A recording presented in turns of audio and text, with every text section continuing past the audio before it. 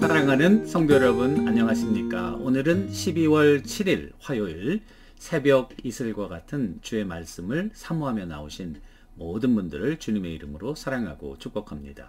우리가 오늘 같이 상고할 말씀은 아모스서 7장 1절부터 9절까지의 말씀입니다. 아모스서 7장 1절부터 9절까지의 말씀, 제가 받들어 읽도록 하겠습니다. 주 여호와께서 내게 보이신 것이 이러하니라. 왕이 풀을 벤 후 풀이 다시 움돋기 시작할 때에 주께서 메뚜기를 지으심에 메뚜기가 땅의 풀을 다 먹은지라. 내가 이르되 주 여호와여, 청하건대 사하소서. 야곱이 미약하오니 어떻게 서리이까 하매, 여호와께서 이에 대하여 뜻을 돌이키셨으므로 이것이 이루어지지 아니하니라. 여호와께서 말씀하셨느니라. 주 여호와께서 또 내게 보이신 것이 이러하니라. 주 여호와께서 명령하여 불로 징벌하게 하시니 불이 큰 바다를 삼키고 육지까지 먹으려 하는지라. 이에 내가 이르되 주 여호와여, 청하건대 그치소서. 야곱이 미약하오니 어떻게 서리이까 하매, 주 여호와께서 이에 대하여 뜻을 돌이켜 주 여호와께서 이르시되 이것도 이루지 아니하리라 하시니라. 또 내게 보이신 것이 이러하니 다림줄을 가지고 쌓은 담 곁에 주께서 손에 다림줄을 잡고 섰더니 여호와께서 내게 이르시되 아모스야, 내가 무엇을 보느냐? 내가 대답하되 다림줄이니이다. 주께서 이르시되 내가 다림줄을 내 백성 이스라엘 가운데 두고 다시는 용서하지 아니하리니 이삭의 산당들이 황폐하며 이스라엘의 성소들이 파괴될 것이라. 내가 일어나 칼로 여로보암의 집을 치리라 하시니라. 아멘. 이것은 우리에게 주시는 하나님의 말씀입니다. 오늘 말씀의 제목은 아모스의 세 가지 환상과 그의 중보기도. 아모스의 세 가지 환상과 그의 중보기도라는 제목으로 말씀을 나누려고 합니다. 우리가 지난 며칠 동안 아모스의 설교에 대해서 들었죠. 그래서 3장 1절, 또 4장 1절, 5장 1절, 또 6장에 그 연속되는 말씀, 이게 보니까 다 이 말을 들으라, 그 말로 설교를 시작한다 그랬습니다.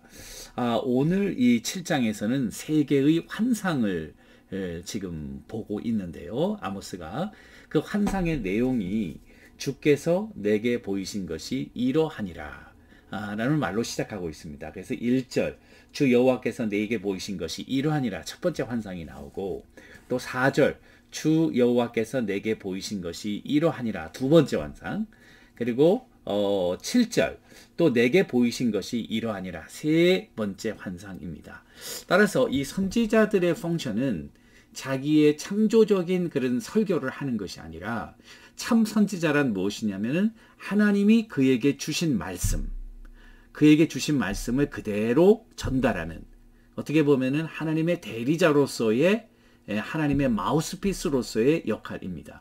환상도 자기가 이렇게 본 게 아니죠. 자기가 보았지만은 하나님께서 보여주신 것, 그래서 여호와께서 내게 보이신 것이 이러하니라, 하나님의 환상을 그대로 백성들에게 증거하는 그와 같은 기능이 바로 선지자인 것을 우리들에게 보여주고 있습니다. 또 중요한 것은 이 세 개의 환상인데, 첫 번째 환상에서 이스라엘 백성들의 그 환상에 대한 그 아모스의 반응이 나오는데, 아모스가 그 환상을 보고 중보기도 하고 있는 모습이에요. 그래서 2절 보니까 메뚜기가 땅의 풀을 다 먹은지라. 내가 이르되 주 여호와여, 청하건대 사하소서. 야곱이 미약하오니 어떻게 서리이까 하매, 3절, 여호와께서 이에 대하여 뜻을 돌이키셨다. 그러니까 환상은 심판에 관한 환상이고요. 그리고 그 환상에 대해서 아모스의 중보기도가 있는 거예요. 그 중보기도를 들으시고 하나님이 3절에 보니까 그 뜻을 돌이키셨다, 이렇게.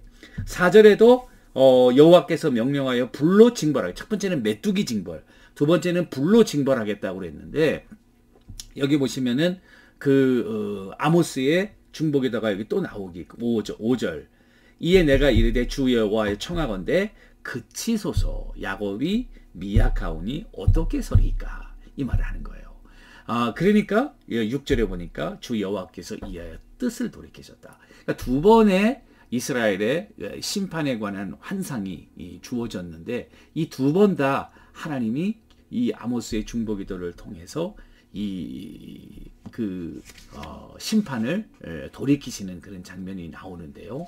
마지막 세 번째 이 다림줄의 환상인데요. 그런데 이 다림줄의 환상에는 아모스의 중보기도가 없습니다. 그래서 그대로 하나님의 심판이 이스라엘에게 임하는 그와 같은 장면이 되겠습니다. 자, 그러면은 이스라엘의 역사를 보면은 이 세 번의 환상이 어떻게 이루어졌는가, 또 성취되었는가, 그거 궁금하잖아요, 여러분. 이스라엘의 역사를 보면은 북이스라엘을 아수르가 세 번에 걸쳐서 침공했습니다. 첫 번째 침공은 이스라엘 왕 무나헴 때요.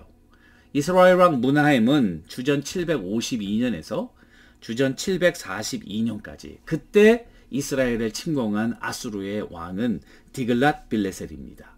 소위 우리가 말하는 불이라는 그런 이름으로 성경에 나와 있습니다. 이 무나헴은 디글랏 빌레셀이 쳤을 때에 은 1000달란트를 조공으로 바쳐서 아수르는 다시 이스라엘을 망하게 하지 않고 물러갔다, 이렇게 기록되어 있습니다. 두 번째 이스라엘을 침공한 때는 이스라엘 왕 베가 때였습니다. 베가는 주전 734년에 이스라엘을 침공하는데요. 같은 디글랏 빌레셀이 두 번째 침공합니다. 불이 제국의 남방 확장을 위해서 전쟁으로 이스라엘을 정복하고 사람들을 아수르로 이끌어가는 그런 장면입니다. 그의 비문에 보면은 전쟁을 하고 비문을 세우잖아요. 그 비문에 오므리 땅, 이스라엘이에요. 오므리 땅, 오므리 왕조, 오므리 땅 사람들을 재산과 함께 아수르로 끌고 왔다, 이렇게 되어 있고요. 그들의 왕 베가는 그들이 전복시켰다, 나는 호세아를 세워 주었다, 이렇게 되어 있습니다. 자, 그런데 열왕기하 15장 29절 30절 보니까 그 사실을 확인하고 있습니다. 이스라엘 왕 베가 때에 아수르 왕 디글랏 빌레셀, 일명 불이죠. 열왕기하 15장 19절에는 이 불로 돼 있어요. 디글랏 빌레셀이 와서 이온과 아벨벳 미가와와 야노아와 게데스와 하솔과 길르앗과 갈릴리와 납달리 온 땅을 점령하고 그 백성을 사로잡아 아수르로 옮겼더라. 그리고 중략하니까 나중에 뒷부분 엘라의 아들 호세아가 반역함으로 르말리아의 아들 베가를 쳐서 죽이고 대신 왕이 되니라. 이 사건이 그 비문에 있는 사건과 일치하고 있고요. 그 후 이제 마지막 살만 에셀이 사마리아를 3년 포위했습니다. 그리고 정복하려 했지만은 점령하지 못하고 돌아가 가지고 죽죠. 그 대신 사르곤 2세 주전 722년에서 705년까지 다스렸는데요.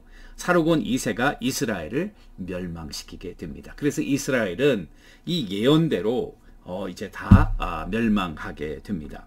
그 사르곤 2세의 비문에 이렇게 되어 있어요. 나는 첫 해에 주전 722년이죠. 사마리아를 정복하고 포로 27,290명을 사로잡아 왔다. 조공을 바치지 않는 다른 나라 사람을 사마리아에 살게 하였다라고 기록되어 있고요. 참고로 열왕기하 17장 3절과 5절이 그 사실을 확증하고 있습니다. 그래서 이스라엘은 결국 망하게 되고 이스라엘 사람들은 잡혀가게 되고 이방 사람들이 그곳에 정착시킴으로 이스라엘을 혼혈 정책을 피게 되었고 민족적인 정체성과 그리고 신앙적인 정체성 그러지 않아도 없었거든요. 그런데 섞이면서 이제 이방의 사람들이 정착하고 그들의 신을 가져오면서 그들이 영적으로 육적으로 타락하게 되는 그런 역사가 이렇게 기록됩니다.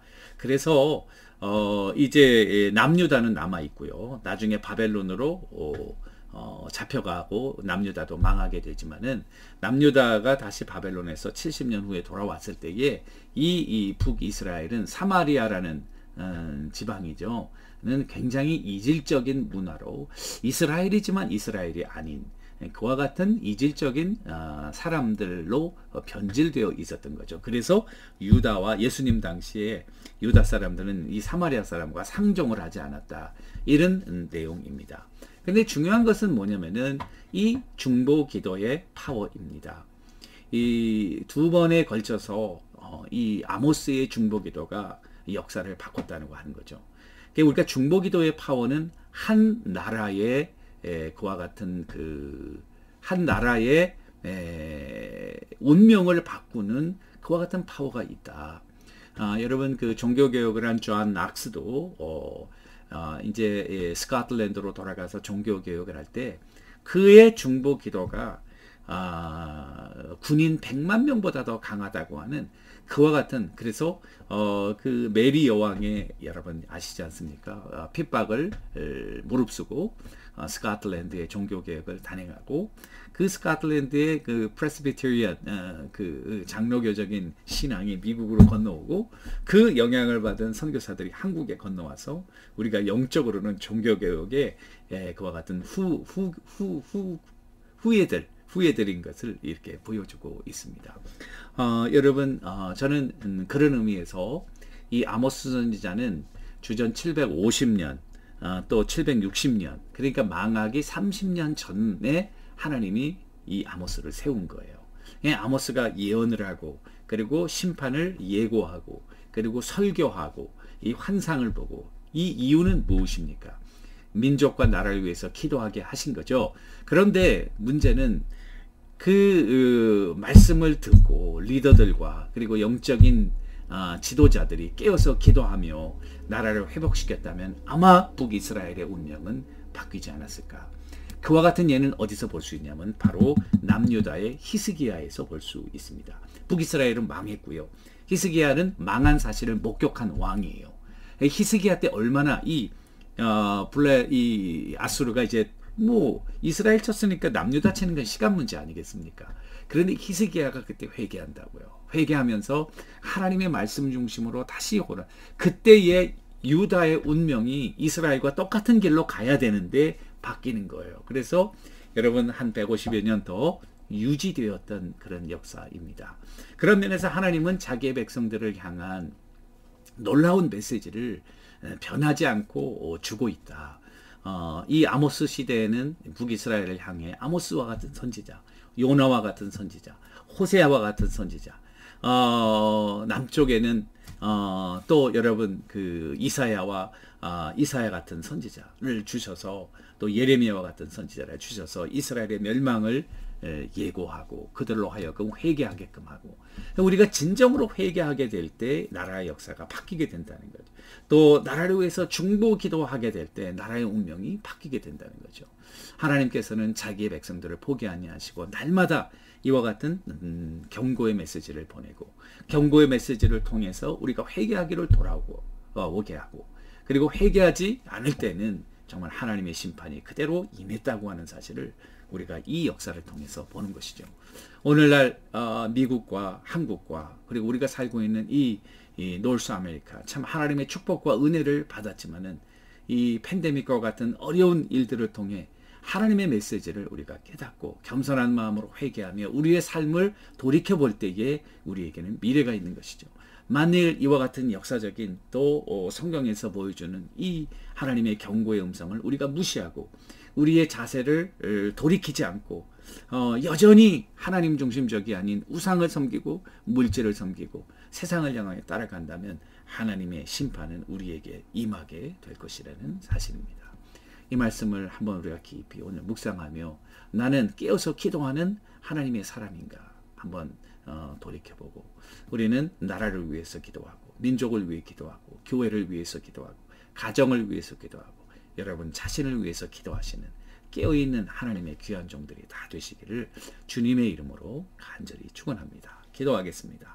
하나님 아버지 오늘 이 아모스 선지자의 환상과 중보 기도가 이스라엘의 역사를 변화시켰던 것을 깨닫게 하시고 우리도 어려운 시대를 마다 타락하고 부패한 이와 같은 세상 속에서 하나님의 자녀로서의 정체성을 가지고 깨어 기도하며 하나님의 뜻을 순종하며 나아가는 믿음의 귀한 중보자들 다 되게 하옵소서. 예수님의 이름으로 간절히 기도합니다. 아멘. 여러분 오늘도 주님과 동행하시는 우리 모두가 되기를 주님의 이름으로 축원합니다. 감사합니다.